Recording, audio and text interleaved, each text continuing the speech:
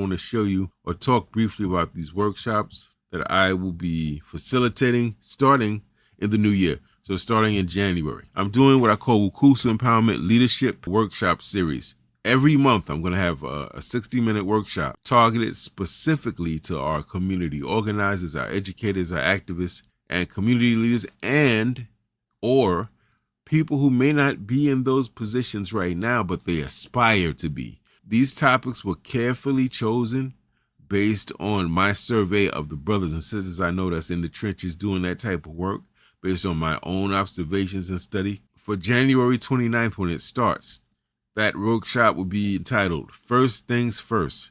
How do we prioritize our organizational issues? All of these will be at 6:30 Eastern Time to 7:30 Eastern Time, 60 minutes. And I want to be clear and set the tone. These are like classes or workshops. These are not community meetings. It's not a debate.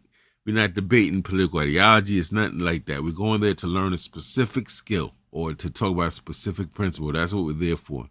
60 minutes. And also, each workshop is $10. And with the $10, you also will get a 3 to 5 page digital book that you can look at on your laptop or your phone, and it will kind of highlight some of the key themes of the workshop. So you leave the workshop with something physical. February's workshop, we're talking about how do you generate community input?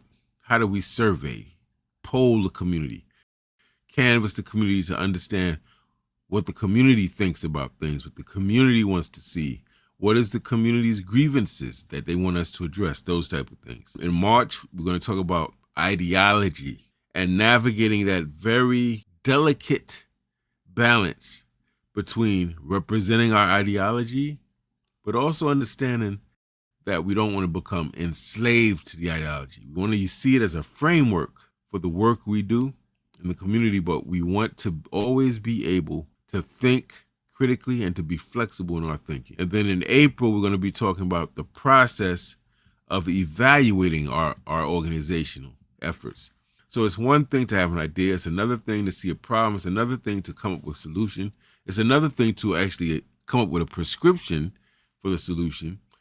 And then it's a whole nother thing to do all that and then have the wherewithal to say, did we do all that well? Did we do all that effectively? Are there any things we can do better? That's called evaluating yourself. And that's how champs become champs. When they fight in that ring, even if they won the fight, they go back to studying the film of their fight, constantly looking at how can I be better?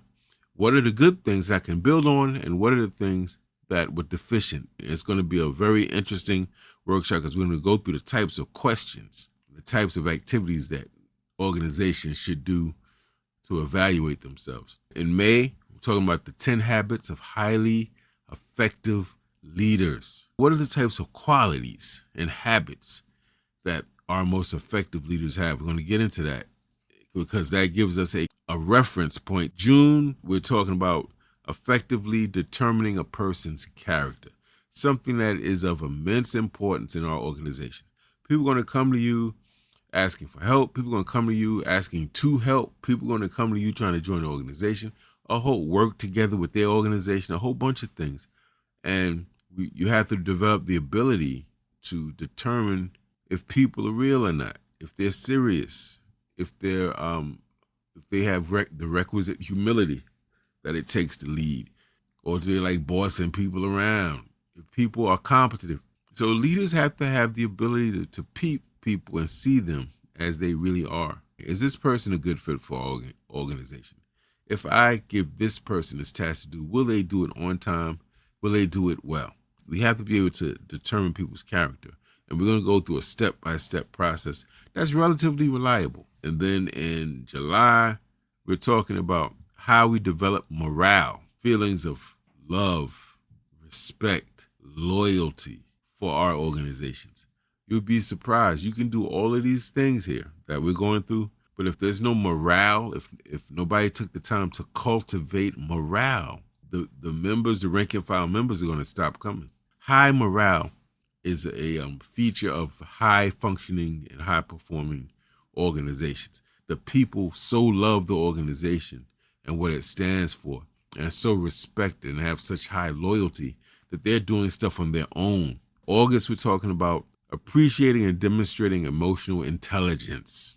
I did a video with a brother who I deeply respect, and he basically for a good hour was talking about how he was a member of organizations and alliances and how they really mistreated him, talked behind his back, all types of things that just didn't show good emotional intelligence. So some people are very intelligent, but don't send them to talk to nobody. They just don't know how to talk to people.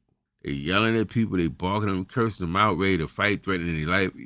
When you're in leadership, you gotta move differently. You have to use your wits, not your fists, your wits. Even when you disagree, to disagree without being disagreeable, to hear people out, but also let them know that just because they have an opinion doesn't mean their opinion fits within our organizational structure. Because the way we do that, and that's called emotional intelligence. In September, we're going to talk about the importance of establishing protocols.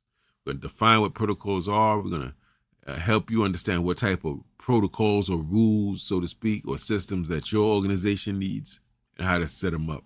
October, we're talking about maintaining archives for our organizations. I had a professor once said, I have a question for you, class. How can you prove you existed? When you die, how can you prove that you ever were here? That you weren't just some fictional character somebody made up? And the answer he gave us was, you have to document stuff, not just to prove you existed, not just to document the history so people could see what your organization did in the past, its achievements, its challenges, but also so you can learn. November, the workshop is Everybody Ain't Built for This, and that is a fact. The need for effective vetting. We're going to teach the art of vetting people for our organizations, for our membership, for our leadership. If you're in a business, if you're a business owner, entrepreneur, and you come to the workshop, you will understand we're talking about how to vet employees. How do you make sure you're getting employees that match the culture of your business? Very important. The last workshop will be obviously in December for next year. Is entitled Lessons Based on COINTELPRO Objectives. So all of those workshops are $10 each. And the way to work is these will be virtual workshops. So it doesn't matter where you live. You can live in a whole nother country. As long as you have internet and a laptop, a phone, a tablet, you'll be able to participate. And this will be held not in Zoom, but in Google Meet, which is pretty much Google's rendition of Zoom. And in many ways, it's better than Zoom. I guarantee you it won't be boring, and you're going to definitely learn a lot. And I'll close out on that. These will occur on the last Thursday of every month, starting in January, 6:30 to 7:30 p.m. Eastern Time. There's a whole flyer, as you can see, and it has a QR code to scan and learn more about me and my background. It has a QR code on the bottom right if you want to actually register. So to register, you would send your $10 to my Cash App. All that is written on the flyer. And you would go to Google Forms. I have a registration form. So all that is written out on the flyer.